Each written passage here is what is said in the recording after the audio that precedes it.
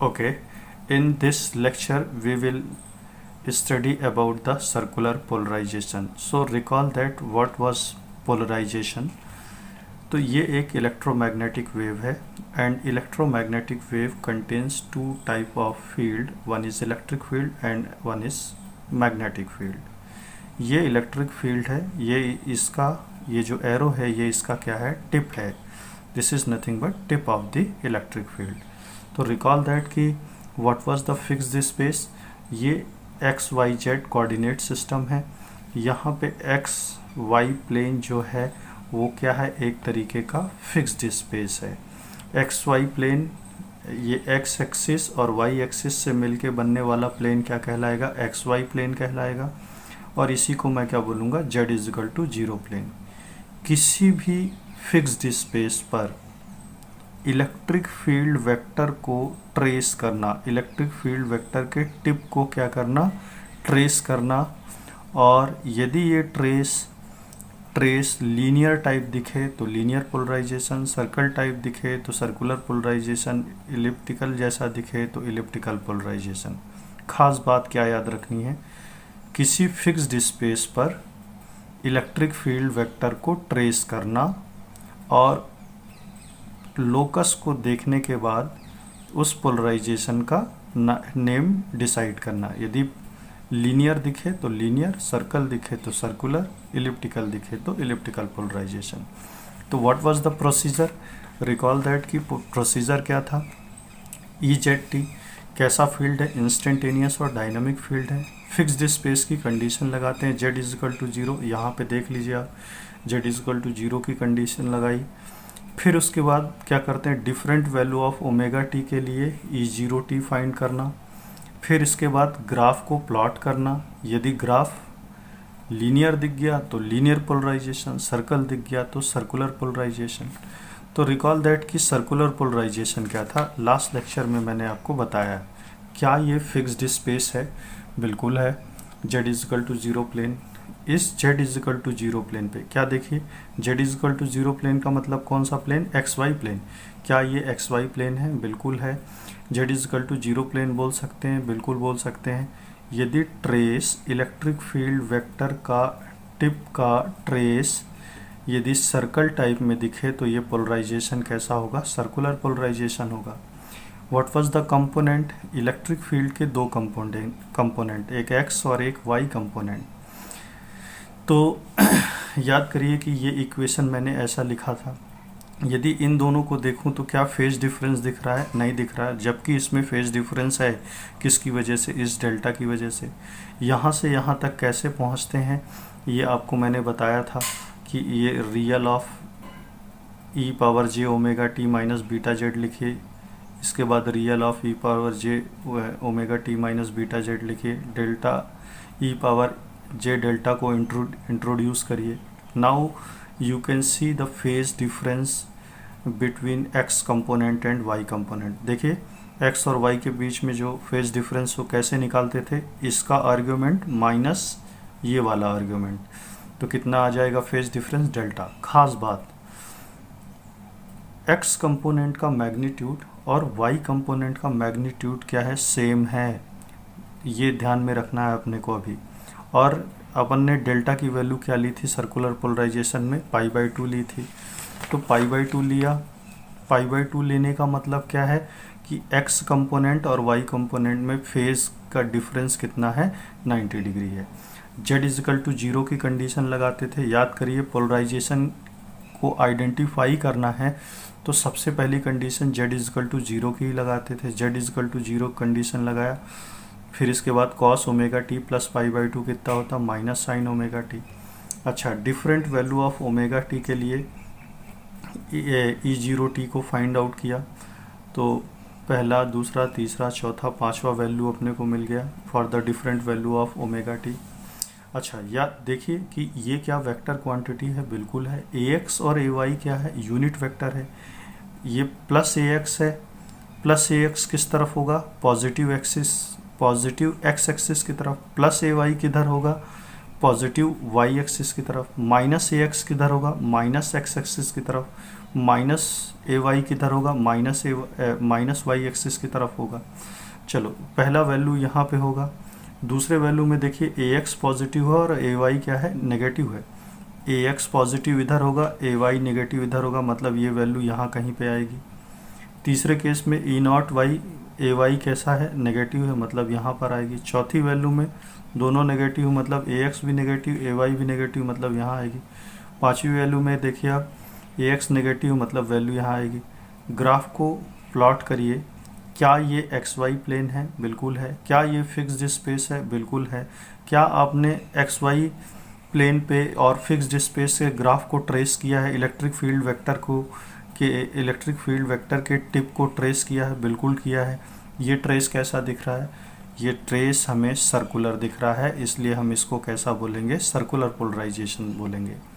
अच्छा, खास बात, पहला स्टेप, लेफ्ट हैंडेड और राइट हैंडेड सर्कुलर पोलराइजेशन कैसे फाइंड आउट करते हैं। स्टेप नंबर 1, पहला स्टेप क्या करना है, एक्स को वाई की तरफ घुमाइए। एक्स को वाई की तरफ घुमाया तो किस तरफ डायरेक्शन ऑफ प्रोपगेशन मिला, प्लस जेड की तरफ मिला। अच्छा, अब आप अपना क्या करिए, राइट हैंड भी यूज़ करिए और लेफ्ट हैंड भी यूज़ करिए। यदि मैं अपना राइट हैंड यूज़ करता हूँ और ये एरो की डायरेक्शन में फिंगर रैप करता हूँ तो थंब किधर गया, माइनस जेड की तरफ। थंब किधर गया, माइनस जेड की तरफ। अच्छा, यदि मैं लेफ्ट हैंड यूज़ करूँ अपना और इस एरो के डायरेक्शन पे अपना फिंगर रैप करूँ तो मेरा थंब किधर आया, प्लस जेड डायरेक्शन की तरफ। थंब किधर आया, प्लस जेड डायरेक्शन की तरफ। मतलब कि आपको क्या करना है, हमेशा आपका जो थंब है वो किस डायरेक्शन की तरफ हो, प्लस जेड डायरेक्शन की तरफ होना चाहिए। मैं फिर से बोल रहा हूँ, आपका जो थंब है रैप करने के बाद किस तरफ होना चाहिए, प्लस जेड डायरेक्शन की तरफ। तो बताइए कौन सा हैंड यूज़ करने के बाद प्लस जेड डायरेक्शन की तरफ आया, राइट हैंड की लेफ्ट हैंड, ऑब्वियस सी बात है लेफ्ट हैंड यूज़ करने के बाद आया।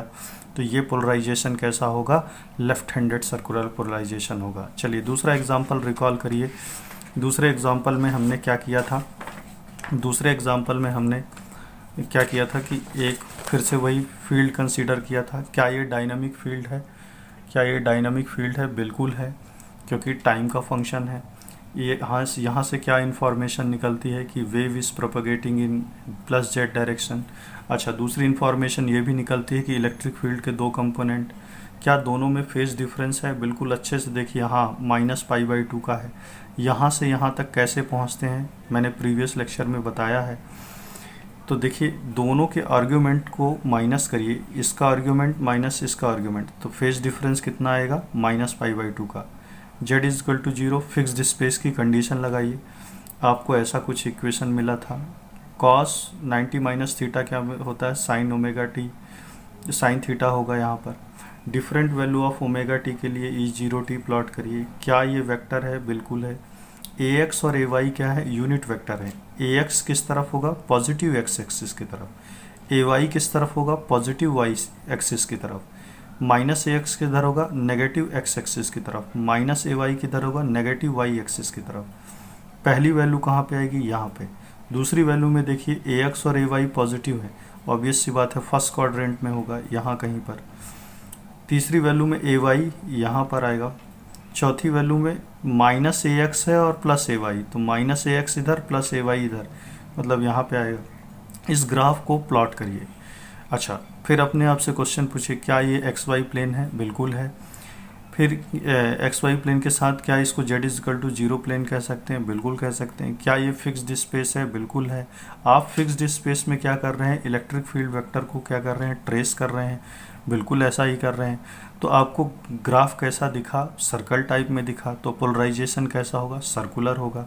अच्छा, अब कैसे पहचाने कि लेफ्ट हैंडेड होगा कि राइट हैंडेड होगा। स्टेप नंबर 1, प्रोसीजर क्या था, सबसे पहला काम, x को y की तरफ घुमाइए।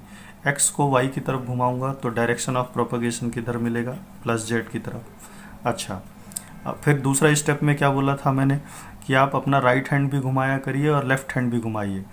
राइट हैंड घुमाया राइट हैंड घुमाया और इस एरो के डायरेक्शन में फिंगर को रैप किया तो थंब किधर आया, प्लस जेड डायरेक्शन की तरफ। चलिए राइट हैंड यूज़ करने के बाद प्लस जेड डायरेक्शन की तरफ मिला। अच्छा लेफ्ट हैंड यूज़ करूँ यदि, तो लेफ्ट हैंड यूज़ करूँ तो थंब मेरा किधर आएगा, अंदर की तरफ, यानी माइनस जेड एक्सिस की तरफ चला जाएगा थंब।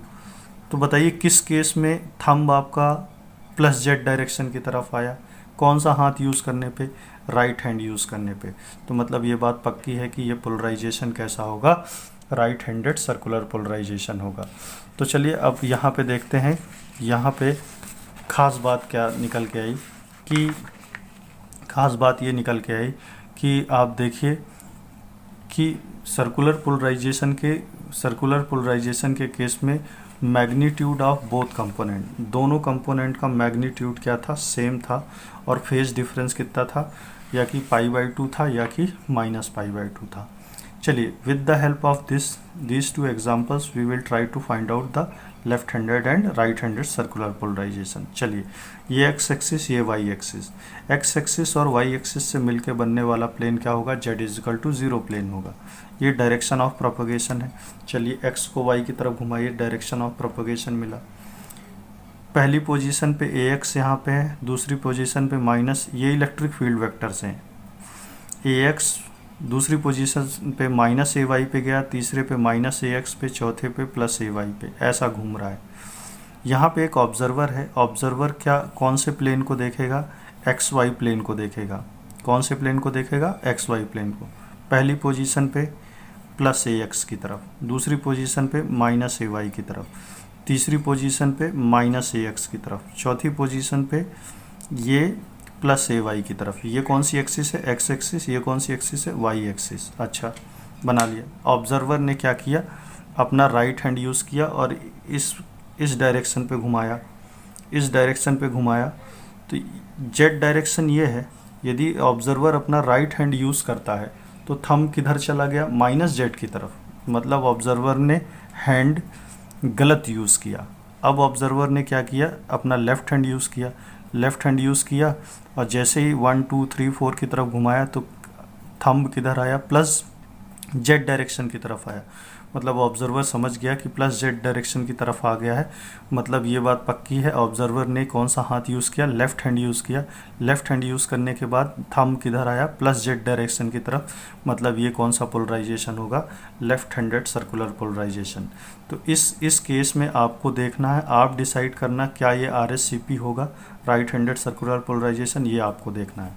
चलिए तो अब देखिए ख़ास बात क्या है कि आपके पास दो कंपोनेंट हैं, ये फील्ड है, ये फील्ड में क्या है, ये इंस्टेंटेनियस फील्ड है, wave is propagating in plus Z direction. दोनों कंपोनेंट में फेज डिफरेंस है, देखिए बिल्कुल है, -π/2 का। क्या दोनों कंपोनेंट का मैग्नीट्यूड सेम है, बिल्कुल सेम है। z=0 की कंडीशन लगाइए, तो z=0 की कंडीशन लगाए तो E0 cos ωt ax, E0 cos ωt -π/2, E0 cos ωt ax, cos 90 minus theta क्या हो जाएगा, साइन थीटा। अच्छा क्या मैं इसको x कंपोनेंट बोल सकता हूँ, क्या मैं इसको y कंपोनेंट बोल सकता हूँ। x कंपोनेंट को Ex से दिखा दिया, y कंपोनेंट को Ey से दिखा दिया। यदि Ex का इस स्क्वायर करूँगा तो क्या मिलेगा, E0 square cos square ωt, magnitude की बात कर रहे हैं सिर्फ। Ex square E0 square cos square ωt। Ey का स्क्वायर करूँगा तो क्या मिलेगा, Ey का स्क्वायर करूँगा तो E0 square sine square ωt। दोनों को ऐड कर दीजिए, Ex square plus Ey square is equal to क्या मिल जाएगा, E0 स्क्वायर, यहाँ पे cos square plus sine square ωt मिल जाएगा।